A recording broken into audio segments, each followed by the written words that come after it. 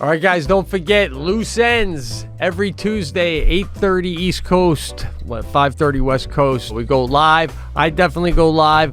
A lot of times, Sebastian's been joining us whenever he can. We take a ton of calls, and we fill up Loose Ends. Anything you want to ask about the cast, we've been having a lot of fun. Got to go to Patreon to get that. It's $5. You get Loose Ends every Tuesday, plus a whole other episode of the Pete and Sebastian show that no one else gets. All ad-free. See you over there.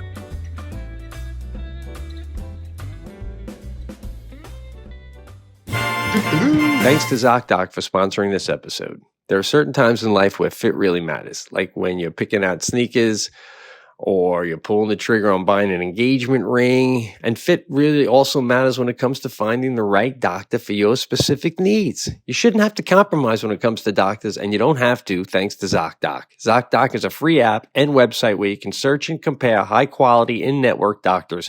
Choose the right one for your needs and click to instantly book an appointment. We're talking about in-network appointments with more than 100,000 healthcare providers across every specialty. From mental health to dental health, eye care to skincare, and much more. You can filter for doctors who take your insurance, who are located nearby, who are a good fit for any medical need you may have, man, specializing, you know what I'm saying? And who are highly rated by verified patients.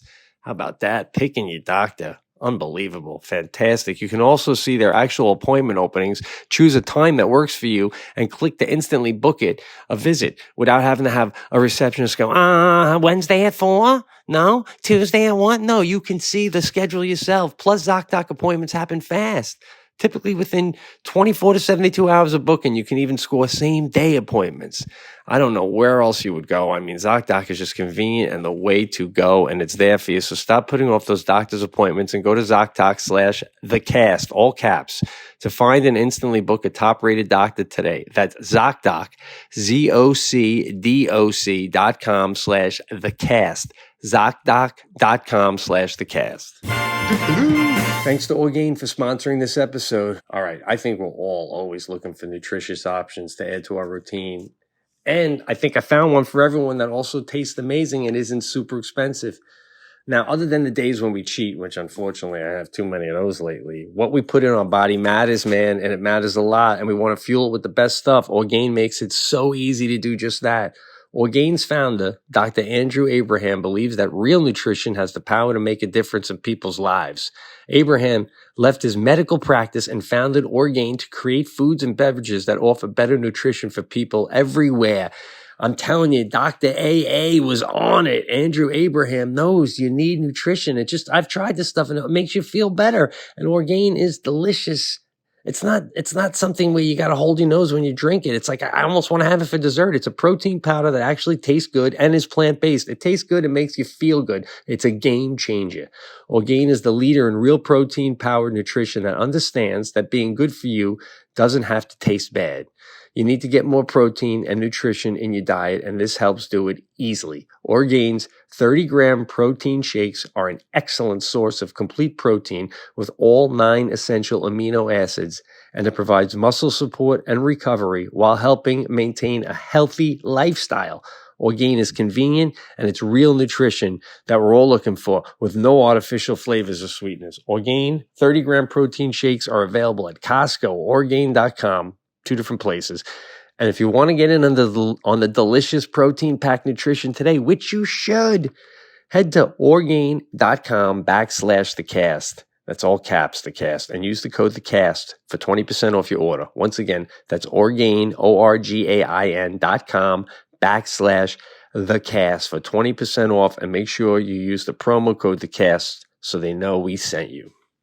This is the Pete and Sebastian Show with Pete Correale and Sebastian Maniscalco.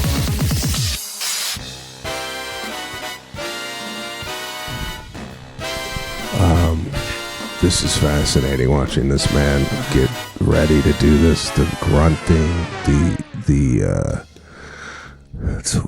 it's like watching a zoo animal try and figure out where he's gonna nest for the next 2 hours. Look at the Kleenex. Oh, Jesus Christ! It's a bandana. But I was just commenting to the listeners the amount of noise and grunting that has to happen in order for you to sit down and start this thing.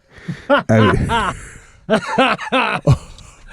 off camera, literally off camera, we heard, I think you talking to Jackie and then getting in, and then there's a lot of I don't know what the fuck.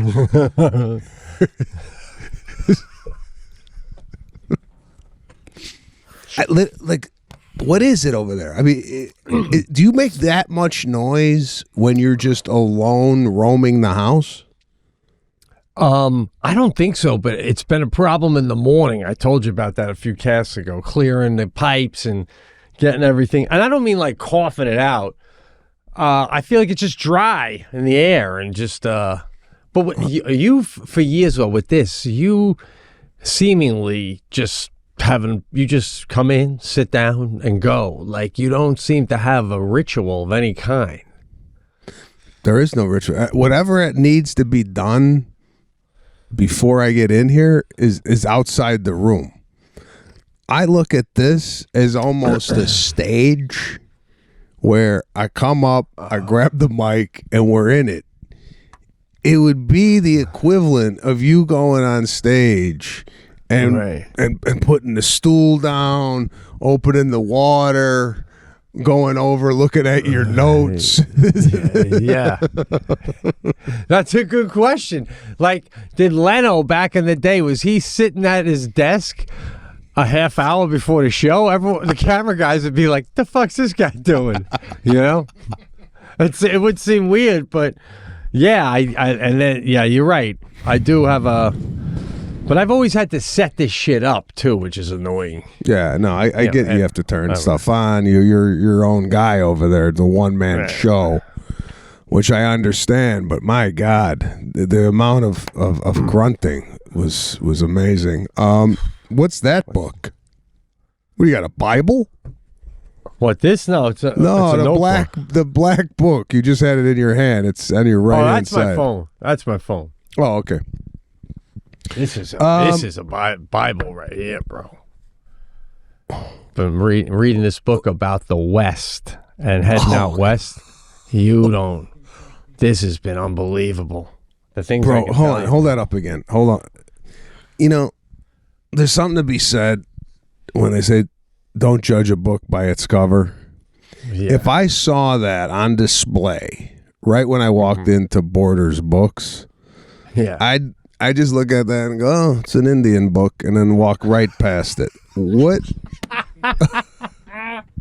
Me too. As a matter of fact, halfway through reading it, it's one of the best books I ever read. I looked at it because I never really looked at the cover. I just grabbed it off the shelf on vacation. You ever do that? You ever read a book that the resort has and take it home with you? Is that allowed? What's your take on that? Bro, I didn't even know the resort had books. What do you mean? You know, you've never. Wait, what? I don't. Yeah. Wait a minute. Yeah. I mean, what? You're saying that there's books for sale at the resort, or they're just peppered throughout the lobby? They're just peppered on the bookcase in the lodge, all throughout the lodge. You know, if it's a rainy day, you want to grab a book and read a chapter or two. And it's all the books are like within the theme of the lodge. So they're like about Montana or about the West or about cowboys or, you know, barbecue and meat. Wait a minute. That was a random pickup? You just took it off the shelf and it's the best book you've ever read? It's unheard of. Well, I was looking. They had a couple of cool ones up there. I was looking, perusing through them, trying to pick.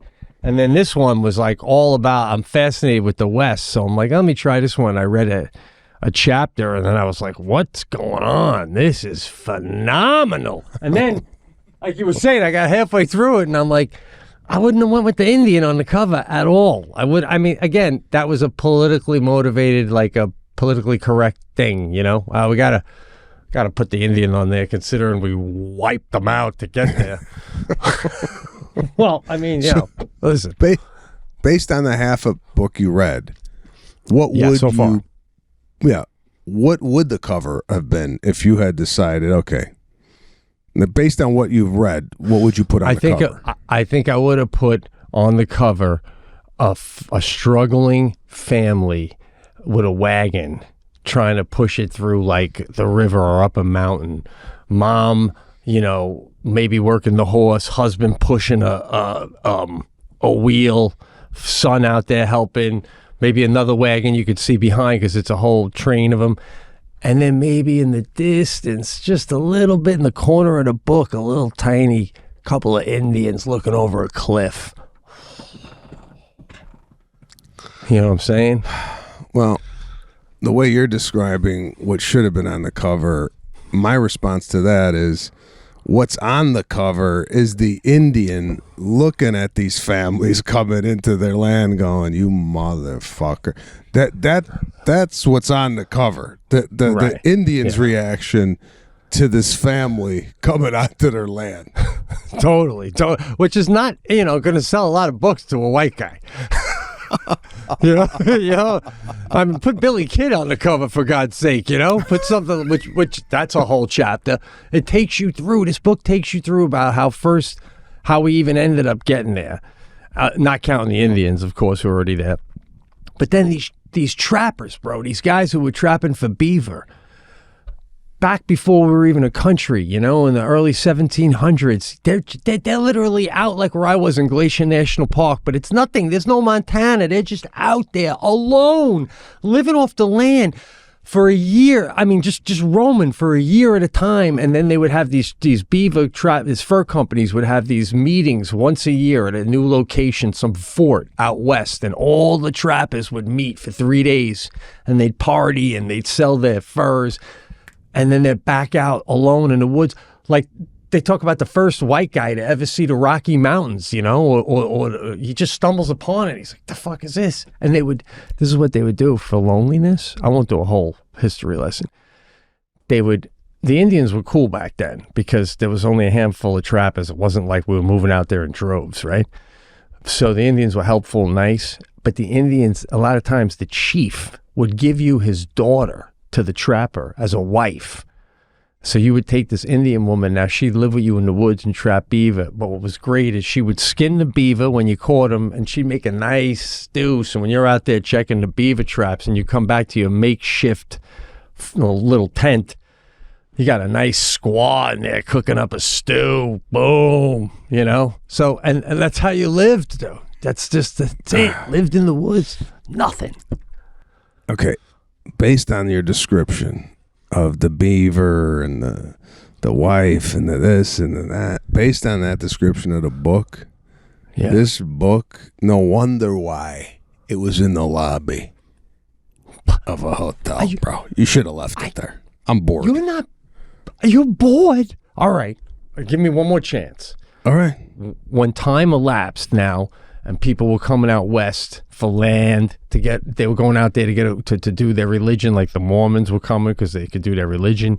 They were going out there for gold. So there were certain ways you could get west. There were a few trails that were created, like the wagon could get over these mountain passes. But one of the big things was you got to get to these mountain passes by a certain date. If you wait too long, the first snowfall kicks in. And if you're not over that mountain pass by the first snowfall, you're dead. And then there was this famous group called the Donner Party, D-O-N-N-E-R, about 25 of them. They fucking didn't know what they were doing. They didn't get over that thing. They got snowed in, and they started starving to death. So a couple of them tried to go get help, never heard from them again. But a bunch of them stayed, started dying, had nothing to eat, so they were eating each other. Now, what is your take on this? As they were dying and they were cutting and butchering the meat of the dead, they would label the meat. Like if, God forbid, somebody died, my family would be Correale meat, yours would be Maniscalco meat, and they'd label it to make sure at the very least you don't accidentally eat your own wife, right? Like, so I would eat Maniscalco meat and you would eat Correale meat. They're like, hey, guy, let's not get gross. We're not going to eat our own family. So, and then by the end, they finally got to this party. There was one man left alive. Everybody else was dead. And in the little hut he had, there was a pot boiling, and there were feet and hands, and another pot had a head. And he had gone crazy. And when they tried to give him bread and food, he refused it all. All he wanted was human meat. Just give me some sweet meat. He was addicted to human meat. That's all he wanted. Oh, my God. The moral of that story is get over the fucking mountains before the snow, bro. Wow. I could teach history at Yale. What the fuck? Bro, that's the story you lead with when you describe this book. You know, I take so much to entertain you. I got to have dead humans in a pot. That's the only thing. The other thing wasn't entertaining. I'm in. Beaver fur? Fuck it. I need a head boiling in a pot, and I'm in, bro. All right, yeah. Beaver fur. Yeah. Shit. And then it goes on with the Billy the Kid and all that. All right, guys. Thanks to ZocDoc for sponsoring this episode. All right, there's certain times in life where fit really matters, like, you know, when you're picking out sneakers to start a marathon training, or when you're switching to a new brand of boxers or shorts, or if you're pulling the trigger on buying an engagement ring. You know, size matters, and fit also really matters when it comes to finding the right doctor for your specific needs. You shouldn't have to compromise, and you don't have to thanks to ZocDoc. ZocDoc is a free app and website where you can search and compare high-quality in-network doctors. Choose the right one for your needs and click to instantly book an appointment. We're talking about in-network appointments with more than 100,000 healthcare providers across every specialty, from mental health to dental health, eye care to skin care, and much more. Plus, ZocDoc appointments happen fast, typically within 24 to 72 hours of your booking. You can even score some same-day appointments, man. I tell you, man, I could use ZocDoc right now to get a little skin touch-up, man. ZocDoc is just, it's convenient and fast and the way to go. So stop putting off those doctor's appointments and go to ZocDoc.com/thecast to find and instantly book a top-rated doctor today. That's ZocDoc, ZocDoc.com/thecast, all caps, ZocDoc.com/thecast.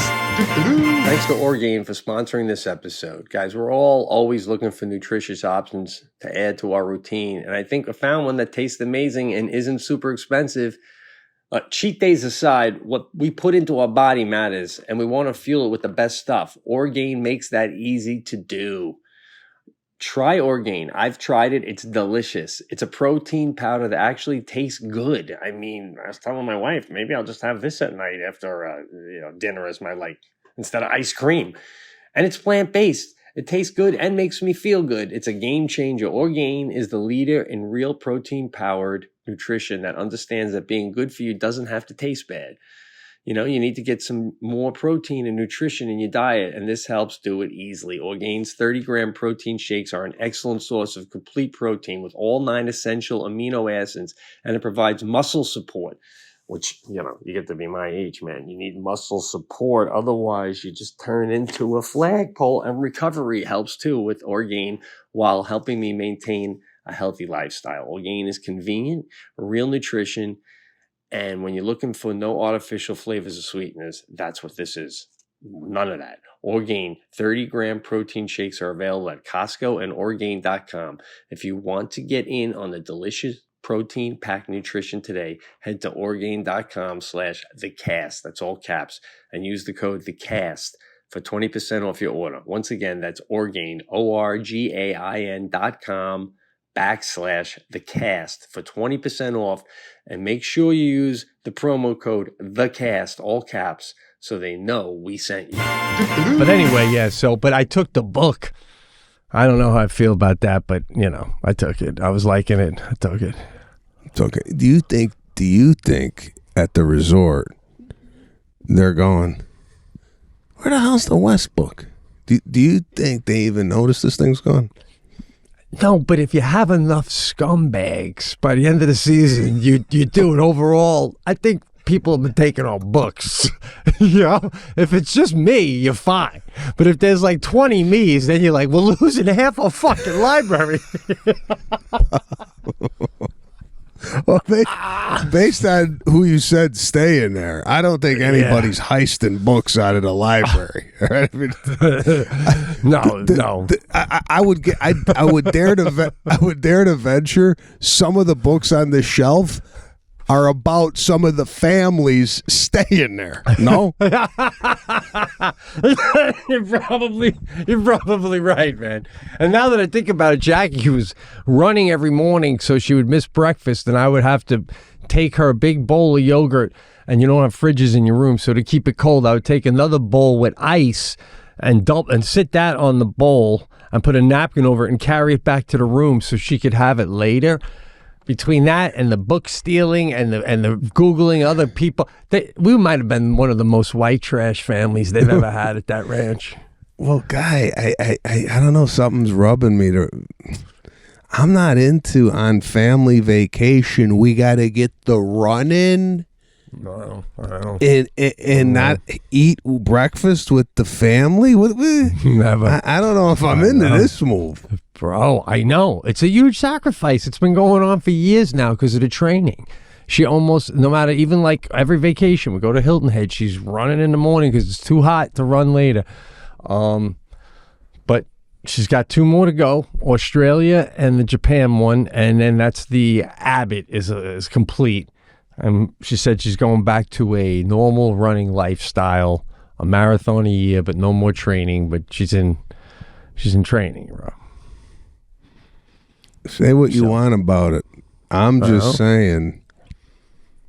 I'm not into the like, oh, I'm gonna bring your yogurt back to the room. It's like it's either you get the breakfast when it's served, or you're fucked, right? You're so. Listen, very funny. I'm loving it, but you would go pick cherries for Lana if she asked you to. Who you kidding? Come on, guys. Listen, this leads me into something that just happened. Okay. Today's the first day of school. Okay. Okay. Oh, all right. So we go to drop off the kids as a family. And I don't know if you've dealt with this with Jackie and parking and instinct. This story is about instinct, which I have basically I've abandoned all of my natural instincts since I've been married. All right? Anything I naturally feel, yeah, I, for whatever the reason, I'll give you the example. I knew it was going to be packed. It's the first day. You got mothers and fathers coming to school. Our school doesn't have parking. Our school has a drop-off thing where you drop off and you go, right? It's neighborhood parking.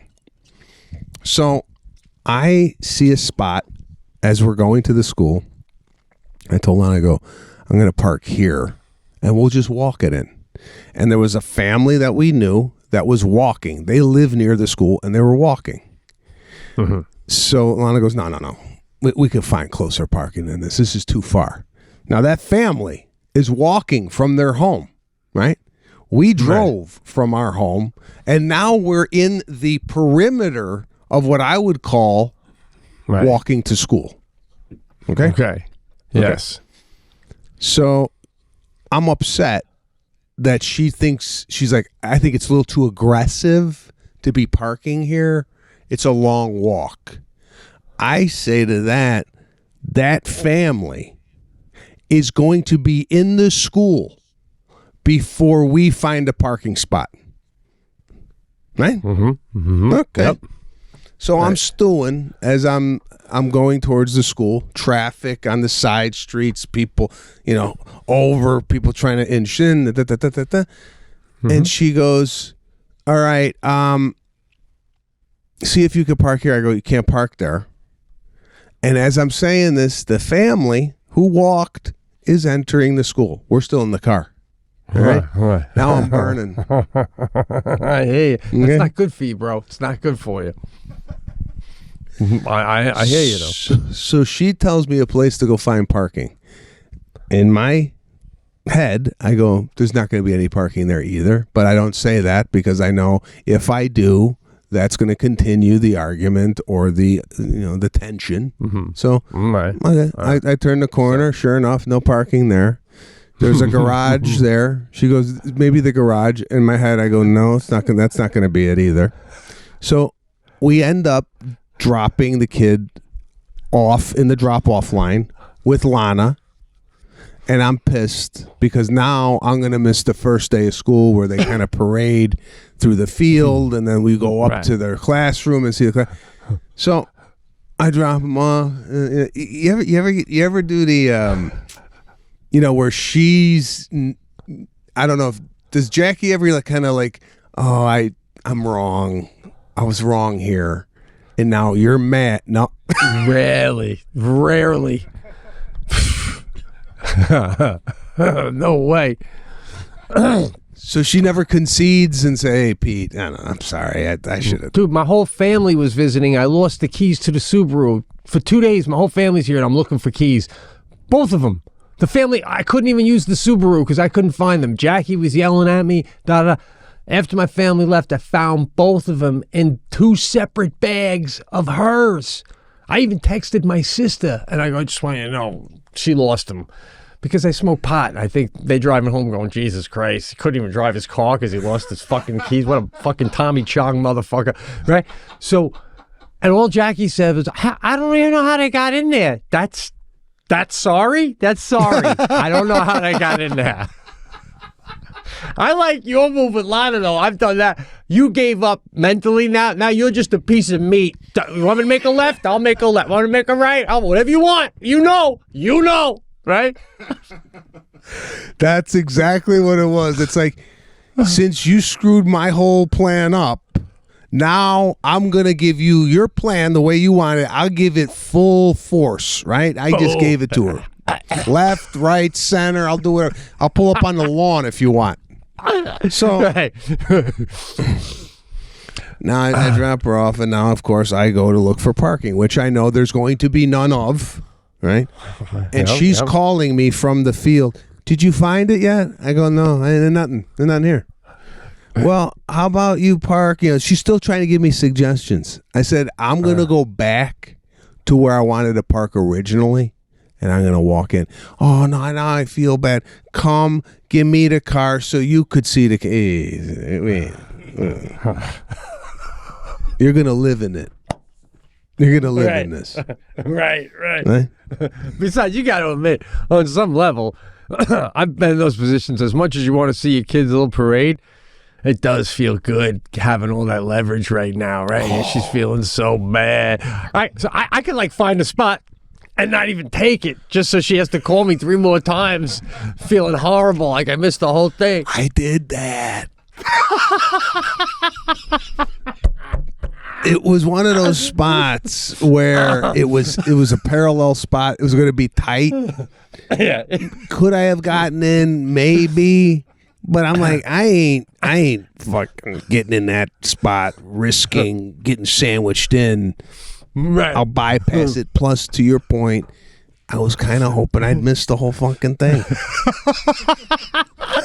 She feels so bad. Now, if it was the other way around, and she told you to park and you didn't, and now she's going, you're missing it, you're such a jerk, you would have got in that little spot right there. You would have made that work. God, that's great. That's great, man. I know. And can you imagine if you took her up on that? Like, if you literally said, okay, I'll pull up, switch, And that's, that I find men we just don't get enough credit for those kind of moments like that. That was forgotten by the time you sat down 10 minutes into the whole reception. They already forgot that whole big thing and what happened. But if it was the other way around, I feel like it's not forgotten. Yeah, no, it's still not forgotten. I'm talking about it 3 hours later. Right? I mean, for me, I hang on to that shit because she now is at a deficit while we're at the school, right? Yeah. She goes, and then she pulls this. She goes, I am so sorry. I will listen to you from now on about parking, and if I do say anything, you could go tell me to fuck off. I am so sorry, you knew. But you know what? You ever get the apology just to get it out, and I don't really feel that there's any sincerity behind it. Oh yeah, that was a total guilt one right there. Totally. The last apology I got was a long story short. I was giving Jack a hard time. I'm like, hey, you don't come down in the morning, just give me a peck on the cheek in the morning like that, you know. And she's like, it's not a sitcom. I mean, you don't just come down, right? So anyway, I go, nah, it's just a little connection. That's all it is, you know. And I go, if I come up to you, sometimes you're like, oh, I'm busy, blah blah blah. So then she goes for a run, and when she comes back, she's got the music, she takes off, she's stretching, sun shining, she sees me, and she's like, I'm sorry, baby, you're right. From now on, I'm going to kiss you in the morning when I see you, right? And she gives me a kiss. And that's I feel good because I ran. That's the only reason I'm getting that apology, right? Is because you're just psyched because the run's over. Haven't gotten a morning kiss since, by the way, bro. Since. Well, you know what? You want a kiss? You know what you do? You just you put your head and you just lay it on her running shoes, and you just wait for her to come and put the running shoes on. Yeah, I'll tell you, you're probably right. And by the way, I would imagine by Sunday you go for a parking lot drive with Lana, and she's going to be telling you where to park, bro. I'm telling you, man.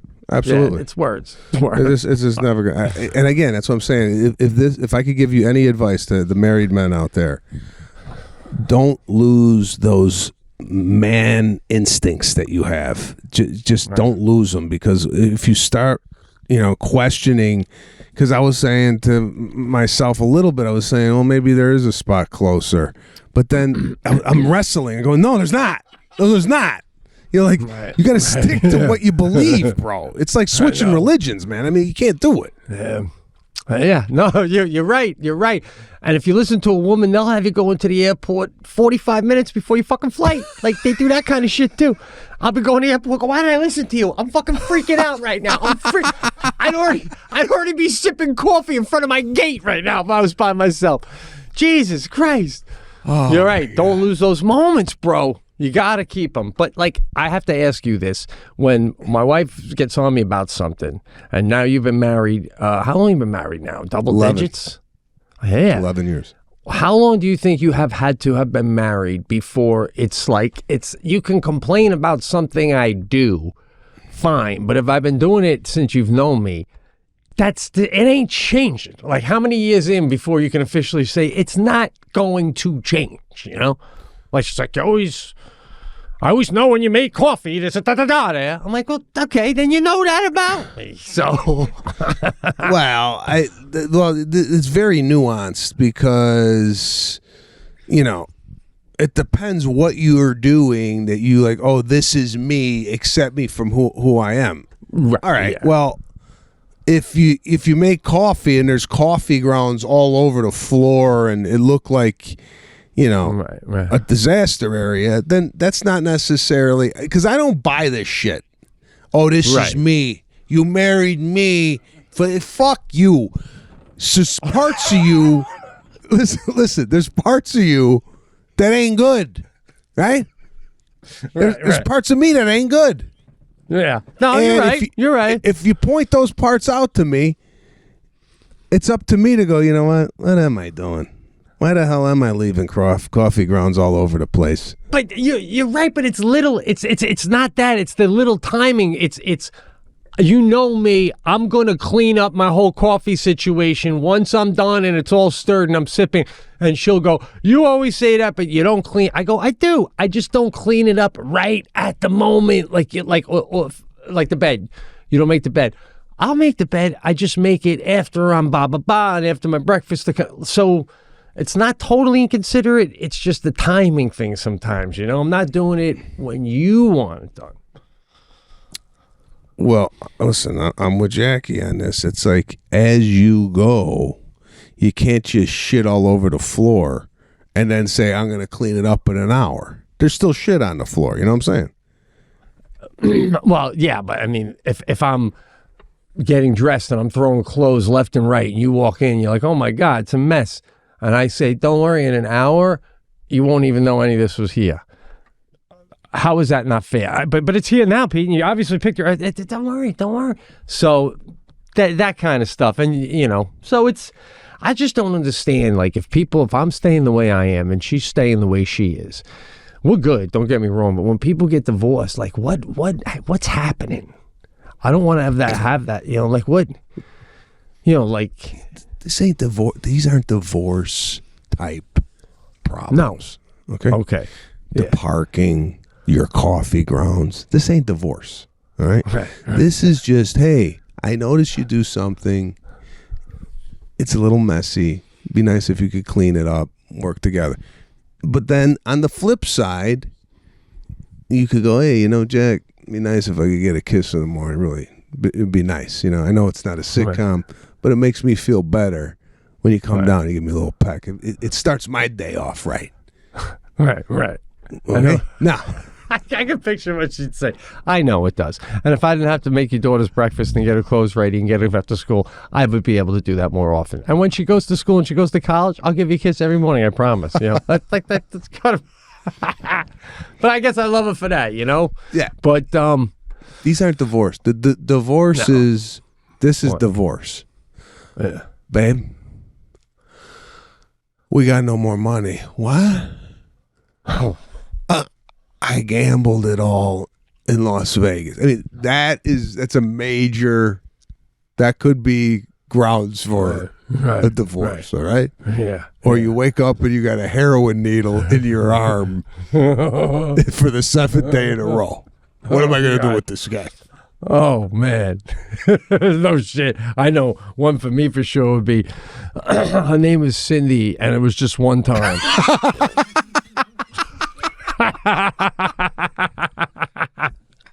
That's it. There is no second chances in my family. I know that going in. Oh, well, none. Bro, I feel, God forbid, if that ever happened with you, you came back from on the road and said, listen, I'm sorry, we were just in Detroit. Your name was Shannon. And I feel like that girl and you would be murdered.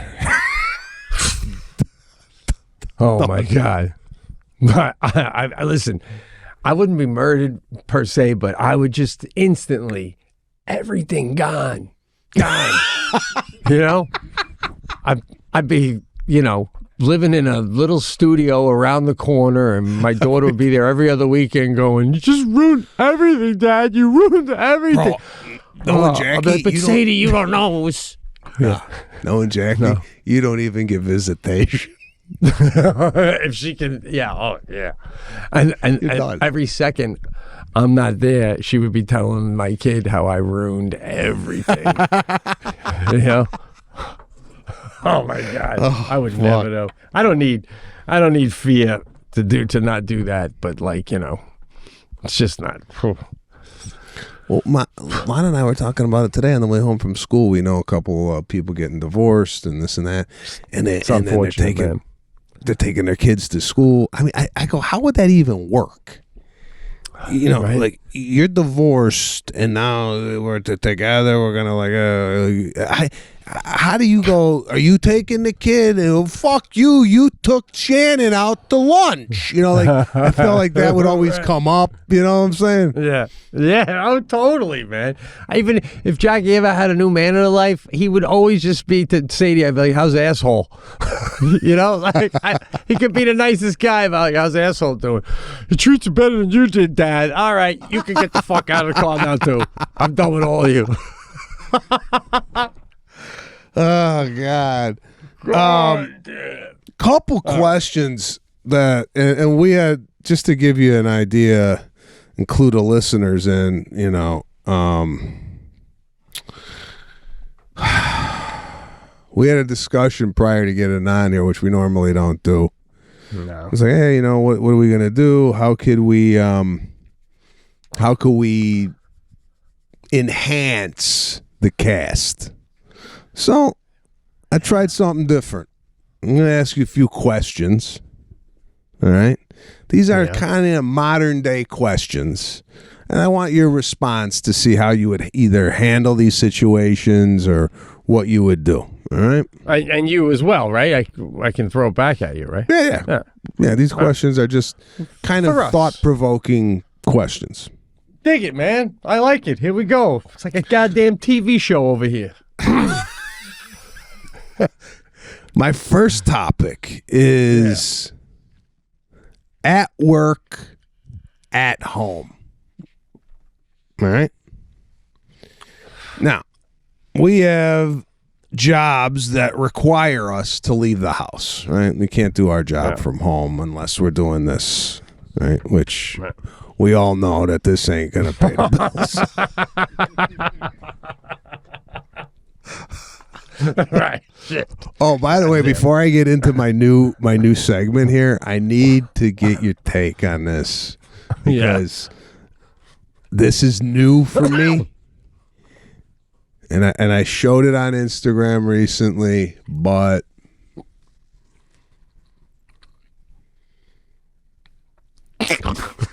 guy. All right, listen, bro. You got a dog, and now you got a chain. You're literally stealing my identity, bro. You're stealing my. You're rubbing off. You're rubbing off. He's got a chain. Holy shit. All right, let me see. Move your hand. First of all, I think it needs to dangle lower. What is it? Something from Serafina? No, it's from Lana. All right, it's an anniversary gift. Wow. It says eternity on it, right? Dig it. And it's a compass, which is suggesting a direction, like to go in a certain direction. Because direction and focus have been something that Lana and I have been talking. Eternity is Lana and I are a couple for eternity, right? Now, right. I had it shortened. Wow. I had it shortened it was past the nipples, which I want to give you. I want to get. Where does yours lay on the chest? Is it mid nipple? Oh, bro, I didn't know we were going this far with it. Jesus Christ! Oh, wait, yeah. What, bro? You act like it's like being at a beach, bro. Kids watch the show, bro. I mean, come on, dude. Hey, listen. Put the kid in the other room. I'm about to show my hip surgery scar for ratings. Tell your friends about us, or we're going to cancel this whole fucking show, people. All right. Done with this. It's ridiculous. I watched the Andy Garcia one the other day for sheer entertainment. I mean, right away when he licked the spoon, and it was just unbelievable. It was unbelievable. I don't know what's going on. Anyway, my cross hangs a little below the nipples. I don't know why you shortened it, bro. It's feminine to shorten it. It's like a choker.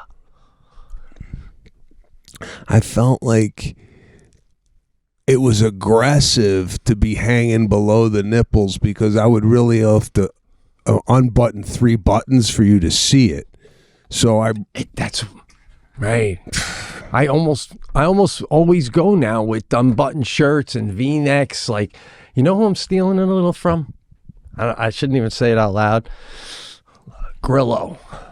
He came in with the low cut V, everything dangling out. He looked like a Christmas tree on Christmas Eve, just all sorts of stuff hanging. Grillo's body, right? He had a cross on that laid in the crevice of his chest plate, which it looked like Jesus was in between 2 mountains, bro. It looks fantastic, you know what I'm saying? Like, bro, I could see a woman going to make love with him going, I can't wait for that to get caught up in my hair. I don't take my chain off anymore, bro. I used to take it off. Now for like the past, I'd say 4 or 5 months, it never comes off. So at night when I roll over, I go to the bathroom 10 times.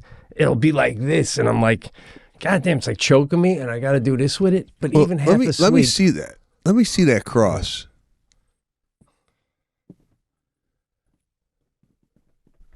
Okay. Now, that's just for those of you who don't see video. It's just a cross. It's a cross.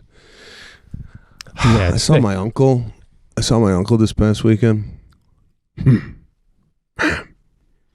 This guy has as a crucifix, right? And Jesus's body is so realistic on this thing, right? It's so it's got blood coming off the head. And this fucking thing. Normally, it's just like a silhouette of Jesus. This is you see the pain, the nail. It's it looks real, bro, and it's big. You know, it's fucking big. It's heavy. Yeah. This so has what got you a take? little. What you take? Is it you go your way? No body on the cross. What do you feel about the body on the cross? You think that's too aggressive, or would you rather just go? Yeah, this is from Jackie, so it was like a gift as well. But if it did have the body, I'd be like, it's too much. It's like it's like the body. That's something that hangs on a wall. You know, bro. I think after seeing that, I think I'm going body on the cross. It's just a statement. It's like it's saying to someone, look at how fucking Catholic I am. Yeah, bro. I'm half listening to you now because I'm really starting to like that chain on you with the unbutton. I'm really, bro. Between that and that wrist, what do you got on your wristlet? It's a thick watch or something. Yeah, it's like, I don't know. You got a little. I would think that you might be in movies if I didn't even know you were in movies. You know what I'm saying? You got a little actor thing going now, a little artistic thing going, a little Springsteen. I need a leather strap on the right hand, like a leather studded strap here. Not studded. Not studded. Okay, leather strap. Yeah. Maybe 2 inches thick. I'm gonna go a step further, and you're probably not gonna vibe with this, and I'm not sold on this either. I'm just gonna throw this out at you. What do you think now with the chain, and now eventually a crucifix? I knew that was thick. The watch. What do you think about an earring? No, definitely not, bro. Definitely not. It's too much. It's it's not you. No, it's too much. But I like the idea of a crucifix along with that compass, and they're doing a little jiggle together. And then I'm thinking you got to get some sort of leather, but you got to get it yourself quick before Lana gets it for you, because Sus is going to have dangling feathers and shit. She gets crazy, okay? I mean, even now, given the choice, you'd probably have a crucifix than a compass, but it is the thought. So, I mean, now you got to have to go with 2. So, I'm assuming that's engraved, and it really is cool, but you should, if Lana had it long, she was right, man. It looked cool along. Yeah. I just didn't like it. What did she say when you shortened it? What did she say? No, I go, maybe it's a little too long. She goes, yeah, I thought it might be, we could shorten it. I don't know. I feel like I got it around here. Yeah, it might be. I don't know, bro. I just felt down here. I would lean over, the fucking thing would kind of swing. I don't know. I like it kind of. That's so cool, man. And now I'm looking like if I hate to do it, but when I lean over, sometimes I think the only reason Jackie fools around me is just so she can have to cross swinging like that when I'm hovering over her. Yours is gonna, goddamn, you're gonna pass out. It's gonna fucking choke yourself out when you lean over Lana. You look like it looks a little like you're trying on your wife's necklace. That's how short that is. That's how I feel. I think you should revisit the length again, bro. But it is cool. And did you only unbutton so I could see it, or is that how you would be now? If I was going outside, this was my vacation look. I was digging it so much I didn't even button the shirt. You ever walk around on vacation with a shirt on just unbuttoned by the pool? Maybe going to get a cocktail at the bar. I think it's a cool look. That should be your everyday look right there. That should be business meetings and everything right there. Because you're not an executive. You're talent, and Okay, that's a good look. This is the new look. Good for Lana. I'm glad you got you that, bro. Looks good. So, yeah, no earring. That's shit. Well, we'll see. We'll see. So let me get back to my question. Yeah, wow. That was a huge situation. This theme is called At Work, At Home. Now, Okay. over the pandemic, as you well know, everybody started working from home, right? And now businesses are requiring people to get back to work. My question to you is, if you were in the workforce and you could do your job from home and you had a choice, would you do it from home or would you go back into work with the employees, going to lunch? Right. What would be your move as a 9-to-5 employee? That's a tough call, right? I mean, what about you? It depends on the job. Well, I was writing on Kevin Can Wait, and the pandemic kicked in, and we still had episodes to write. It was nice just, doing it, waking up, going in the office and writing it, But then after like 2 weeks, you started to miss the camaraderie and the laughing and shit like that. So I think go in. What about you? I've always been a go-in guy. Yeah, I think you me get too. a lot done when you're at work. It's more inspiring. I feel like people that work, and especially if you're a employer, right? I would want people to come in to the job because automatically I would think you're at home, you're in your underwear, eating pretzels on the couch. No productivity. There's a lot more distractions, I would say, at the house than, say, at a work environment. So I have to go in myself. Yeah. And on top of that, what I always liked about work, man, is you make these relationships at work that make no sense, right? Like when I worked front desk, I was 24 years old. I was friends with a 57-year-old woman from Senegal, Africa. Like close. Like I bought her Christmas gifts, I had another friend, Nesta, who was like, you're just friends with different ages, different people.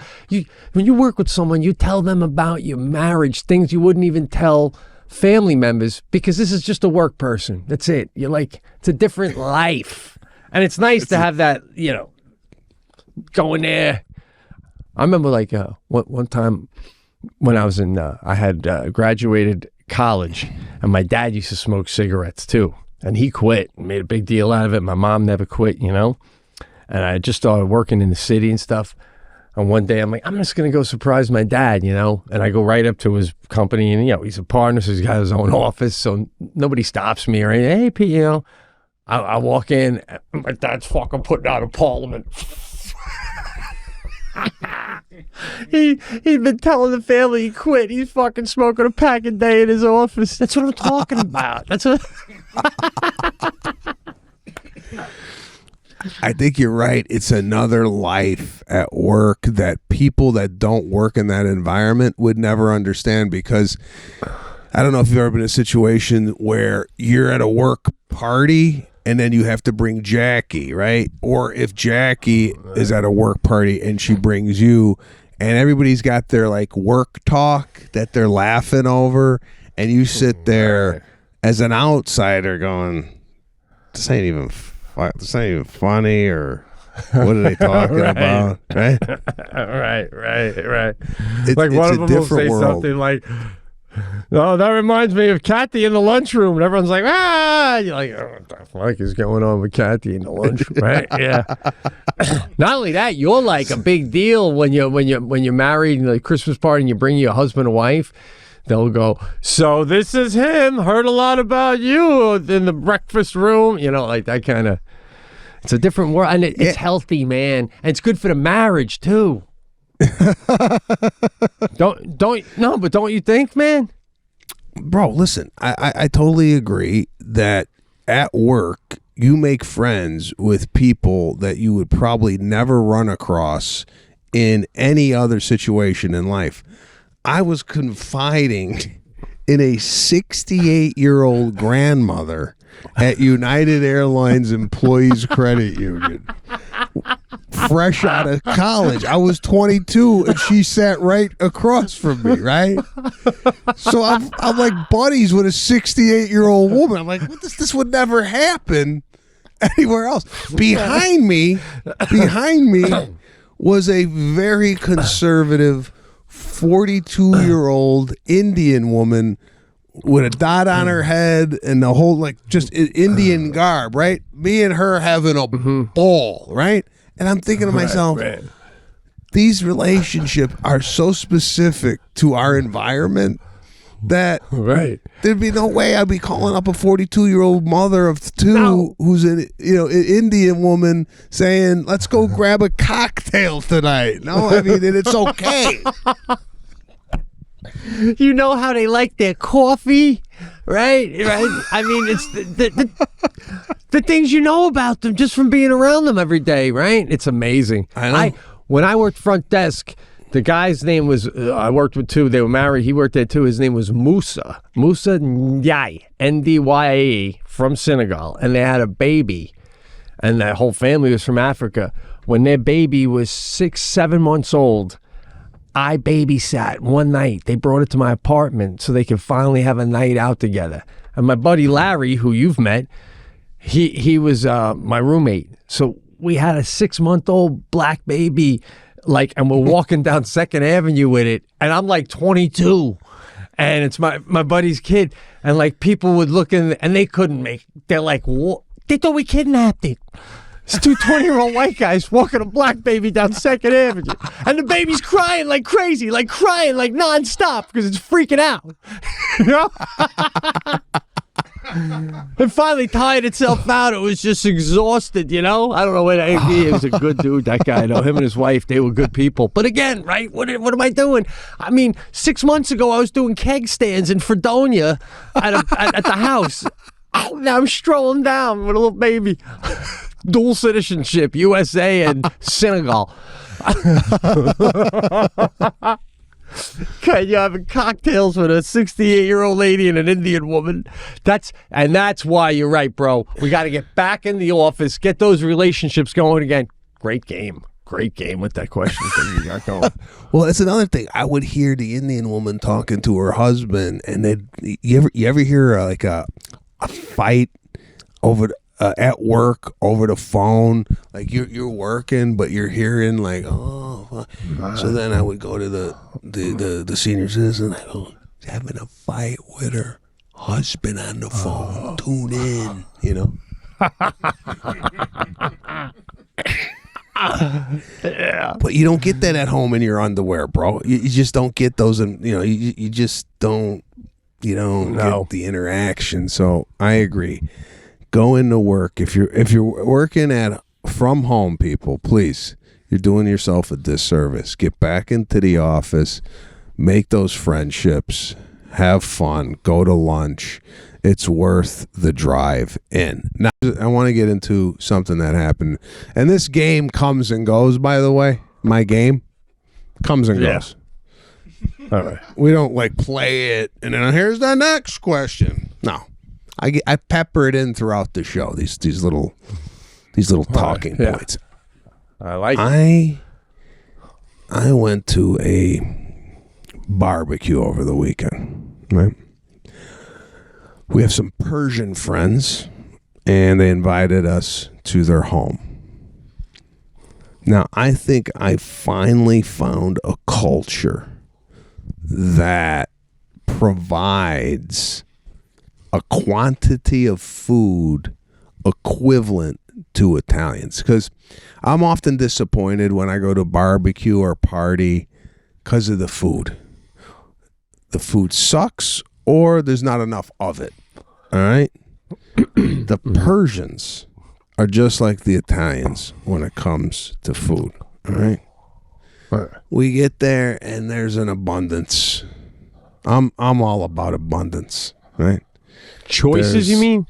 Choices, and they had a fruit plate, the watermelon, the mango, strawberry, and I think we covered this on the cast before. It's not trash fruit. You know what trash fruit is? Well, you think cantaloupe. I disagree, but yeah, cantaloupe, honeydew, trash.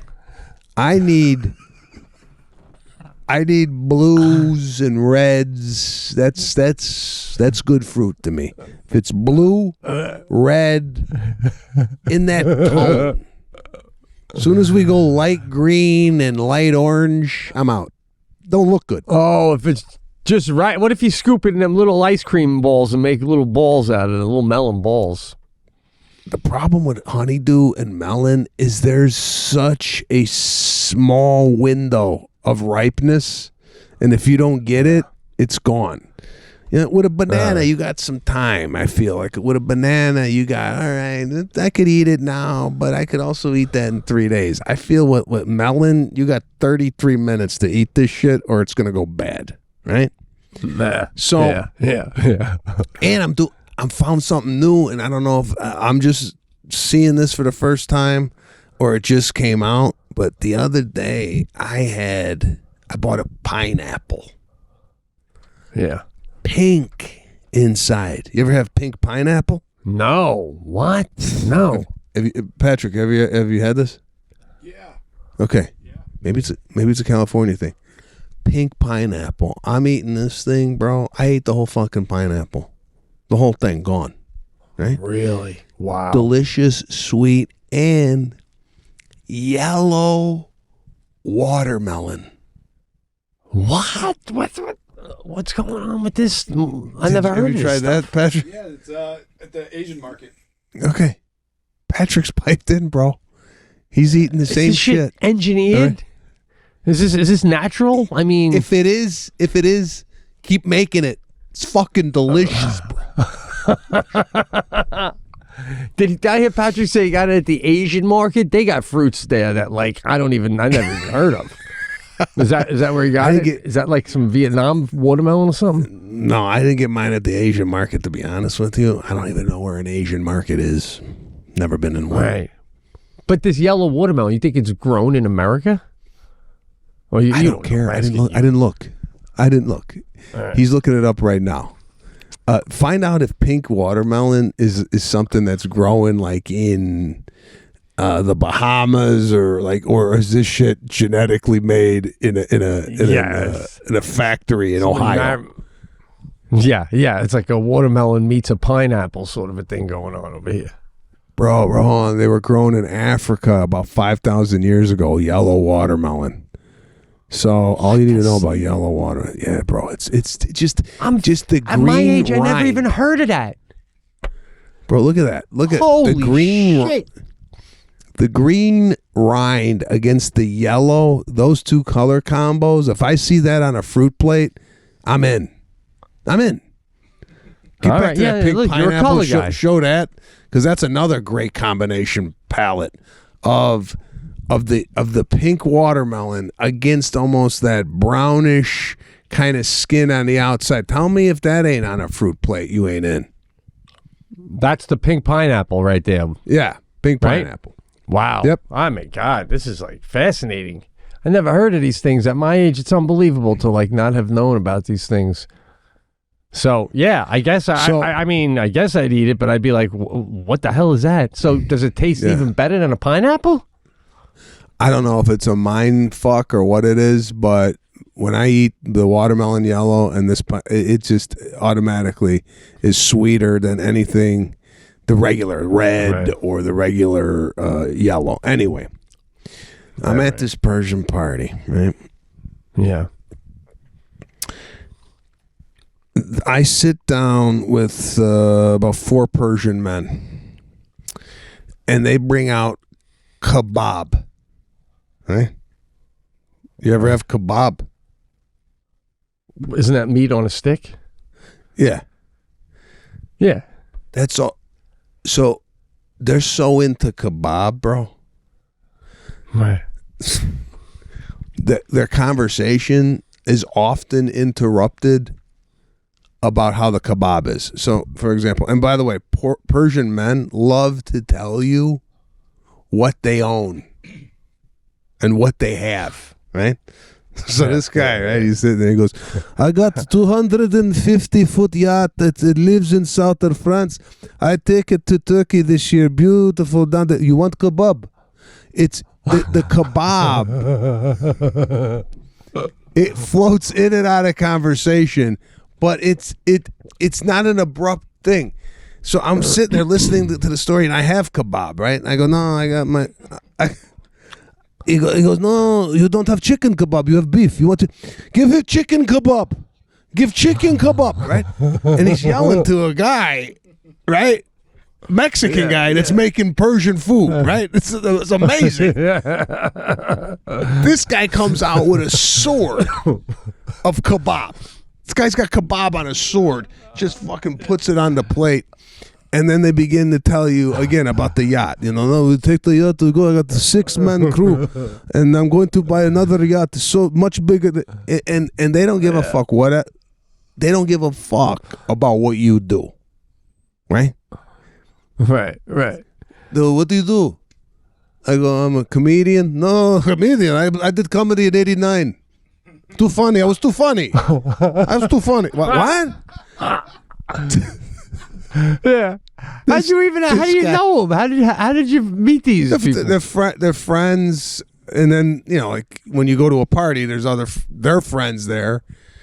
So I'm sitting down with them and having a ball. By the way, I mean just even listening to them talk. They're very colorful. I like people that have something to say when we're at a party. Yeah. I don't like the idle. Yeah. My wife and I went to fuck that. No, this guy's talking about yachts and kebab. I'm in. Right. Yeah. Anyone being entertaining about whatever they do. Yeah, the guy told me he got robbed in San Francisco. I'm sorry. I want to hear about that. Guy got robbed in San Francisco. That's a story to me. That's something you tell at a party. Yes. Which I don't think a lot of people have this in their brain. When you go to a party, this is for the listeners. When you go to a party, you have to bring interesting stories to the party. If you don't come. Don't come to the party. Mm-hmm. Because this guy, one after another, boom, yacht, robbed. I'm in. What else happened to you? Right? Yeah, you got to bring the greatest hits, man, or the best stories. It's amazing though. Sometimes I'll be at a party and someone will tell a story, and I'm like, "That's what you're bringing. That's what you got." Man, so this guy hit it. What's the rob story? Did he tell you it was a gunpoint? Was it knife or what? No, it was just it was more about what kind of watch they stole. Again. Back to what he's got, right? It was more about it's a Richard Mille watch. It's a beautiful watch they took right off my wrist, and the insurance they don't cover nothing. It was more like it wasn't so much about the robbery. It was about I feel sometimes people tell you they got robbed to tell you how much they took. You know what I'm saying? Just to tell you how much they had. They robbed my house. They took fucking $500,000. They're like, Jesus Christ. I don't think it's about getting robbed. I think it's a way to almost humble brag how much you got, right? Anyway, had a ball with these Persian people. By the way, Persian people are the only people that buy shoes manufactured from the car. Right? From this what? Guy had fucking Lamborghini low tops on, right? like they get the Ferrari boots. He's got it pulled up here. Puma makes a Ferrari shoe. That's a Persian shoe, bro. That's a Middle Eastern shoe. You don't find that on black people, Asian people. This is This is from the Iran collection, right? They got their own style. I love it. Oh, yeah, that looks European big time, man. Oh, no, bro. That's not European. That's Iranian, bro. I got Ferrari slip-on.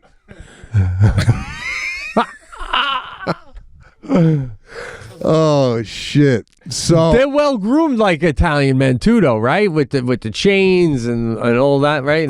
Bro, the jewelry is unbelievable on these guys, and they're not. Listen, I by the way, I just took my shit down to street level. I shaved. I felt like I was getting a little fucking wild. with the hair. Even when I was like, all right, let's fight. Because now I got chest hair that's fucking gray. It's like fucking, I got tricolor chest hair. Gone. Right? Took it down. Really? Plus, I'm getting fucking, my legs, I'm getting, when it gets hot and I wear pants, I break out in a rash. I don't know what the fuck's going on there, but I got like whiteheads on my calf. That's weird. Oh my God. So Persians don't shave shit, bro. This guy's jewelry was buried. I mean, buried. You couldn't even make it out what the fuck it was. You almost had to say, hey, do you mind if I move your hair to see the medallion hanging off your neck? That's how it should be. Sometimes my cross is hiding like a sand crab in the fucking tank and you can't find it. Where are you, little girl? I gotta pull the chain, like pulling an anchor from the water just to get the cross. I don't know what you do. That whole gray, half gray chest, all that, that's a man's chest, bro. That's a man's chest. You went back to boy band chest. Which brings up a topic that, how old is too old to be shaving your chest, right? And, yeah, I mean, now.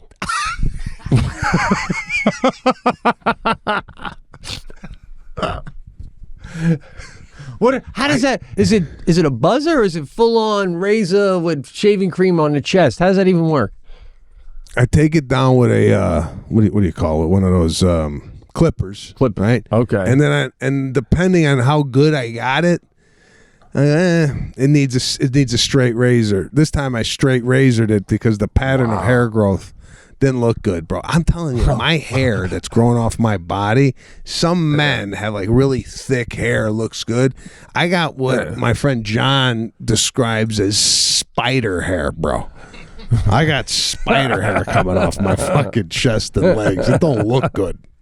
So, well, when it grows in now, when you shave, doesn't it itch when it's first coming back in? No. There's no itch. All right. I've shaved it so much over the years; it's used to this type of treatment. I mean, if you haven't done it, you might have a. By the way, talking about hair care and whatnot, I bought a horse brush to lather. A brush. Oh, okay. Yeah. I got that. I got a whole kit I bought with the horse brush, the shaving cream, the pre-shave oil, and then the aftershave. And I'm doing something now that I've never done before, and I want to get your take on it to see if you even do this. So I lather up, right? First I do the pre-oil all over. Do you do pre-oil at all? I don't even shave, but no, I don't. I never did that in my life. I don't even know what that means. That's pre-oil before you shave? Yeah, so it basically kind of moisturizes the whiskers and what have you. Gets it ready for the lather, right? Okay. And you put the lather on. So what I do is I go now with the grain down, with the grain down on the neck, okay? Uh-huh. I do a rinse. I do another oil, another lathering, and then I go against the grain. Right? Oh, all right, man. Then I dunk my head in 42-degree temperature water. I just put my head down. Yeah. Right? And I stay there for about 30 seconds. Tighten up the pores, right? Close the pores. Yeah. And I do an aftershave. Bro, I'm telling you, the shave stays for at least a day longer with the up and down grain move. It's like a double shave. I bet your face feels so rejuvenated when you're done with all that, right? Beautiful. I'm telling you, it's amazing. I would love to do that, but I'm not attractive without any kind of facial hair. It's a train wreck. It's skinny face. It's flaps. It's you don't have you have a little. Oh, okay, no, yeah, you do. Okay, I couldn't really tell, but yeah, you got some growth there. Yeah, that little bit makes a difference. But yeah, no, what I've always wanted to do, which I've never done. Maybe we could do it on the road. Me, you, and Pat, it would be fun. Go to a barber and have him do that. I've never, you know what I'm saying? Oh, I've yeah. never. Have you ever had that done? Yeah. We definitely have to go get a men's shave. I think that's what we have to do. But I'm going to throw another wrinkle in this and see if you've ever done this. Have you ever gotten ready with a collared shirt, put the tie on, and shaved with a suit on? Or has it always been like bare chested, right out of the shower, right before the shower? Have you ever shaved with clothing on? Yeah, t-shirt, yeah, but when I used to work front desk, sometimes I wouldn't be shaved enough for the GM's liking. He was a cool guy, so he would come over and he would go to the barber, and we had a barber in the lobby of the hotel. And I'd go to the barber and have to shave in the barber's. So I just undo my shirt and tie and do it like that real quick. But then if you get a cut and then it gets on the collar of the shirt, it's a whole thing. Yeah. But why are you asking about that? Why, you normally shave with your shirt on? I saw an instructional video on YouTube where the guy was shaving with a full suit on, and I was like, wow, that's a fucking move I've never seen before. Shaving with a suit. It looked more manly than shaving with no shirt on. Just shaving with a tie on, right? Just the lather just barely hitting the shirt. You got it's a gentleman move, which I might try just for the hell of it, just to see.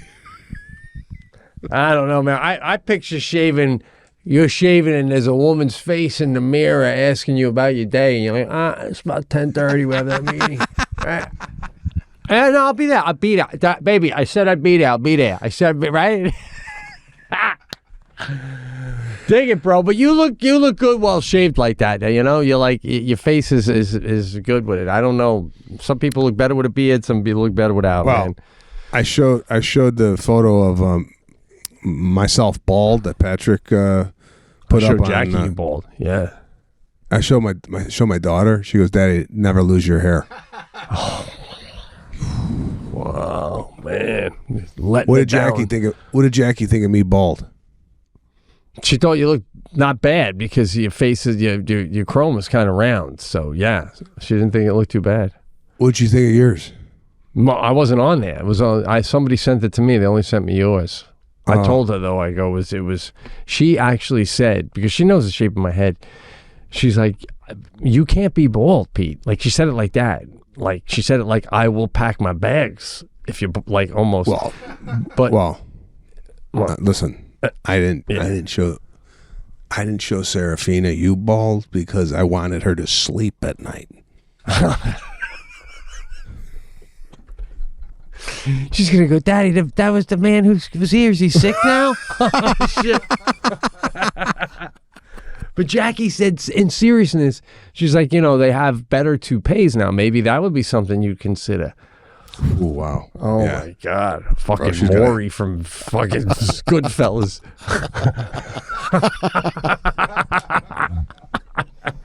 Oh, God. All right, listen, that's our time here, Pete Sebastian Show. Once again, stellar hour and 12 minutes worth of comedy coming right from the home of Fredonia, right out of Los Angeles. Share the show. I don't know how many times they're going to have to tell you people. All right? I know. Yeah. You got to give this show to 3 or 4 or 5 other people a week. Come on. All right? Just out of the sheer pleasure of saying, "Hey, I'm going to turn you on to a gem that not a lot of people know about after 12 years. Oh, shit. 12 years. Oh, my God. We're going to break Saturday Night Live's record for the longest running show. Oh, God. All right, we'll see you guys next week. Hop over on Patreon, Sebastian, Pete and Sebastian Show, $5 a month. You get loose ends, you get an extra episode, you get behind the scenes. And you get every episode with no commercials. You guys complain a lot about that. $5. Every one of these episodes commercial free. There you have it, Pete and Sebastian Show. We will see you next week.